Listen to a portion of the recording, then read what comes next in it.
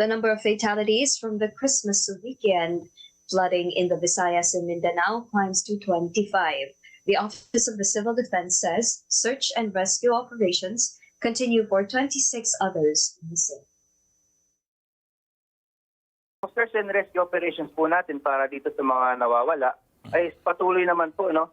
At nangunguna po dyan yung mga kawani natin sa Philippine Coast Guard dahil karamihan nga po ito yung mga isda at nawala po sila sa ating coastal areas. According to the OCD, floodwaters in at least 15 areas have not receded. In Misamis Occidental, where a state of calamity has been declared, at least one resident says they have not received any help from the local government.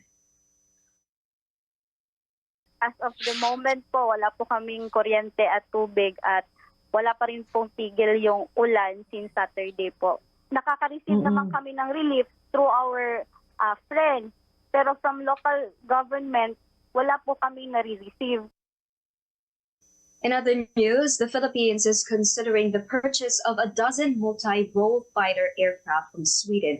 This was discussed in a December 21st meeting of Acting Defense Chief Jose Faustino Jr. and Stockholm's ambassador to Manila, Annika Thunborg.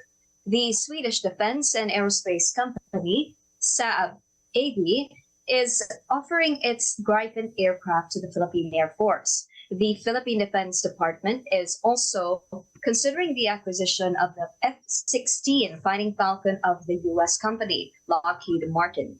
Philippine defense officials say the multi-role fighters will be used to patrol the country's airspace.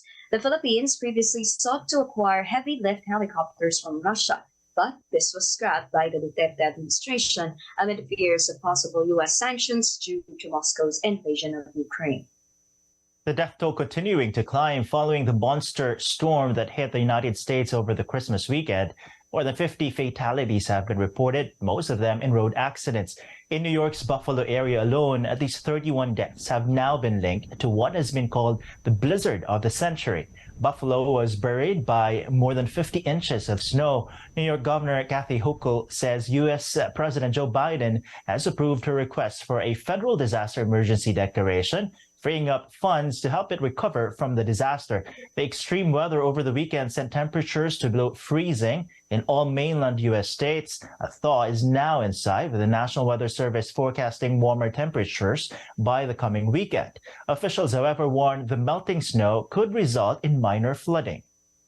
The tax returns of former U.S. President Donald Trump will be made public Friday. The House Ways and Means Committee obtained the returns last month as part of an investigation into Trump's taxes. The panel released a report into its findings last week, which said the Internal Revenue Service broke its own rules by not auditing Trump during 3 of the 4 years of his presidency.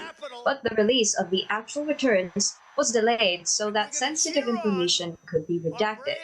Trump was the first presidential candidate in decades not to release his tax returns during either of his campaigns for president. Taiwan announces an extension in mandatory military service, citing the threat from an increasingly hostile China. From 2024, compulsory military service for men will be extended from the current 4 months to 1 year. In addition, the Defense Ministry has pledged to transform the training for conscripts into a program featuring wartime scenario simulation.